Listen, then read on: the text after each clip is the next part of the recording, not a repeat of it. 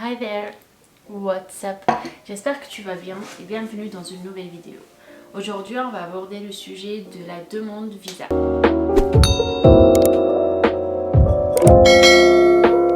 La première chose à faire, c'est d'aller sur le site francevisagouv.fr.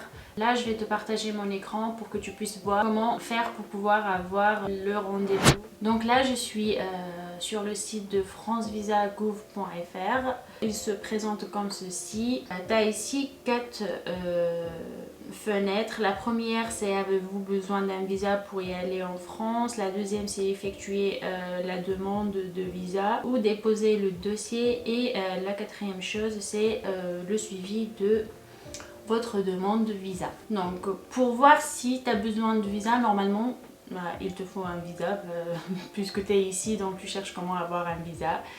Tu mets la nationalité. Moi je vais mettre tunisienne. L'âge c'est par exemple 24 ans.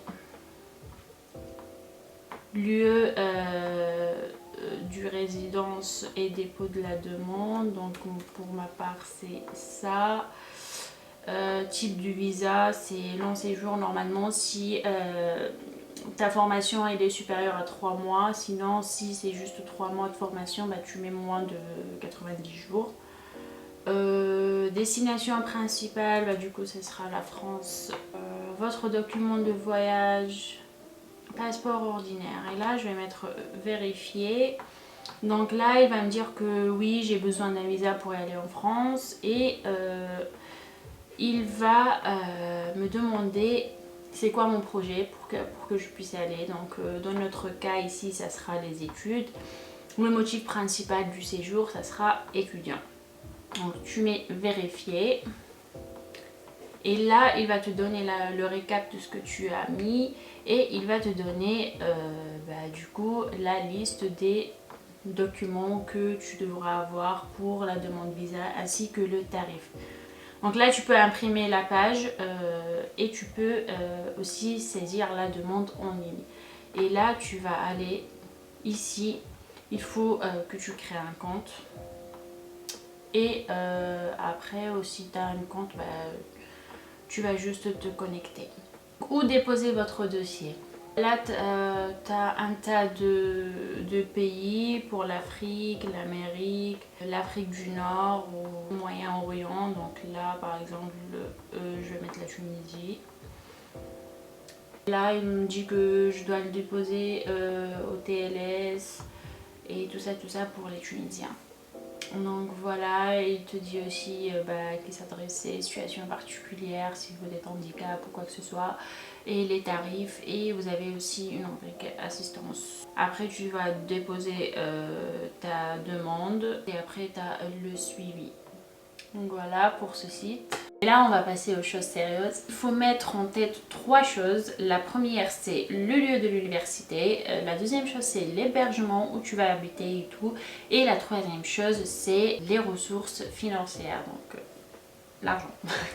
Pour les ressources financières, tu dois avoir soit le compte bloqué, le fameux, ou bien une prise en charge financière.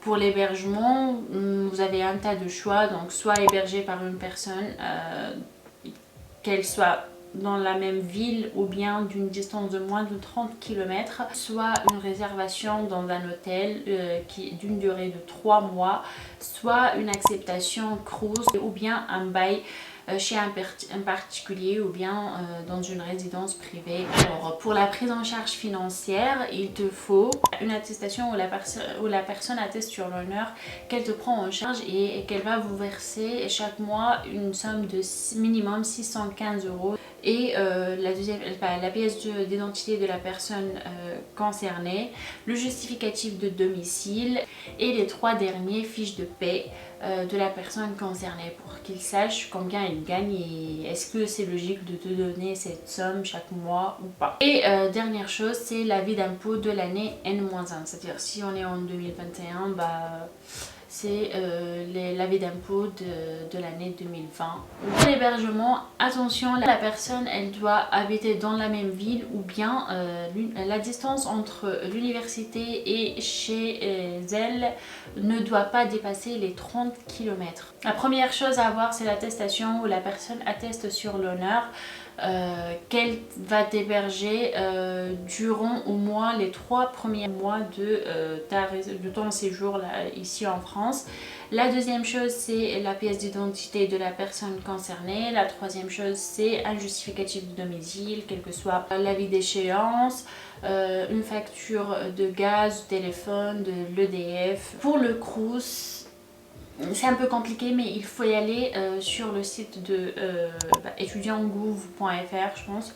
Et là, vous êtes sur le site du Crous et il faut suivre la démarche. La troisième solution pour l'hébergement, c'est de chercher sur différents sites un logement pour étudiants, donc quels que soient les particuliers ou bien les résidences étudiantes privées. À savoir, vous pouvez chercher sur le site Adel ou bien pour les particuliers ou voir les professionnels aussi. Vous pouvez chercher sur le site Le Bon Coin ou bien Se Loger ou différents sites comme ça. Je ne vais pas vous citer, mais je vais vous mettre en barre d'infos les différents sites où vous pouvez logiquement trouver des logements.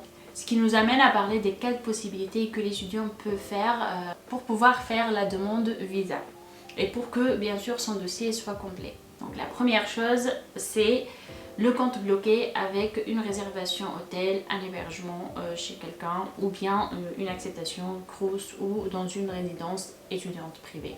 La deuxième chose, c'est la prise en charge financière, plus si vous voulez la sécurité, plus un demi-compte bloqué ou bien compte bloqué complet, comme vous voulez, et une réservation hôtel. La troisième chose, c'est seulement la prise en charge financière avec une réservation hôtel et je dis bien l'acceptation de Crous ou bien dans une résidence privée ou chez un particulier dans un appartement ou une maison. La quatrième chose, c'est d'avoir la prise en charge totale. Attention, celle-ci elle est un peu délicate, mais ça peut passer en fait si la personne elle gagne bien sa vie pour qu'elle puisse logiquement pour qu'elle puisse t'héberger et qu'elle puisse te prendre en charge financièrement. Voilà, cette vidéo touche à sa fin, j'espère qu'elle t'a plu et qu'elle t'a été utile surtout. Si c'est le cas, n'hésite pas à mettre un petit pouce bleu et à t'abonner à ma chaîne YouTube, ça me fera plaisir et je vous dis à la prochaine, salut.